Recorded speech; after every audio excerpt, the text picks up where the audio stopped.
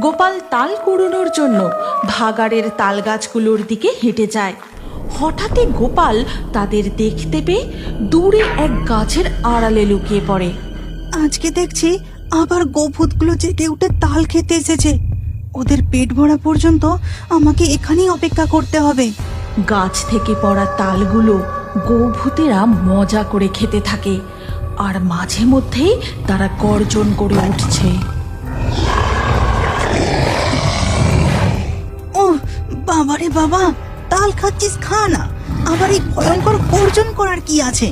এরপর গোভূতগুলো পেট ভরে তাল খেয়ে পাশে ভাগাড়ের দিকে চলে যায়। তারপর তারা একে একে আবার অদৃশ্য হয়ে যায়।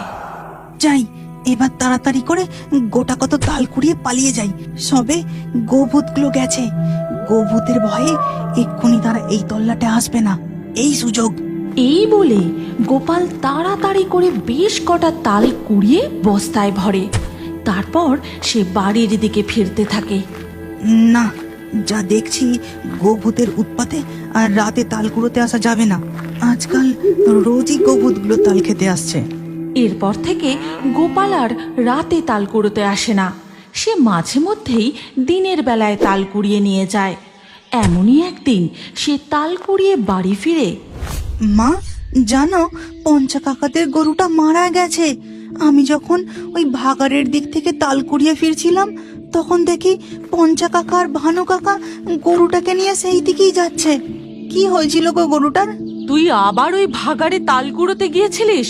তোকে কত করে বারণ করেছি না তুই ওখানে তাল কুড়োতে যাবি না? ওই জায়গাটা ভালো না। তুই আমার কোনো কথা শুনিস না। বলো না মা, পঞ্চা কাকাদের গরুটার কি হয়েছিল?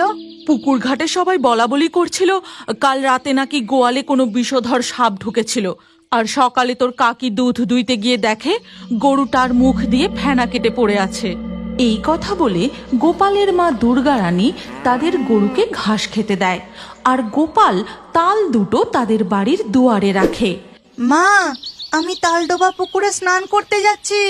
ঠিক আছে, তাড়াতাড়ি চলে আসিস, কিন্তু বেশি দেরি করবি না।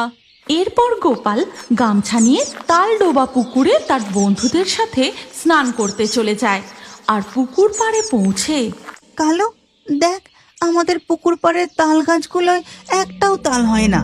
এই গাছগুলোয় যদি তাল হতো তাহলে কি ভালোই না হতো। হ্যাঁ, তাহলে তো খুবই ভালো হতো।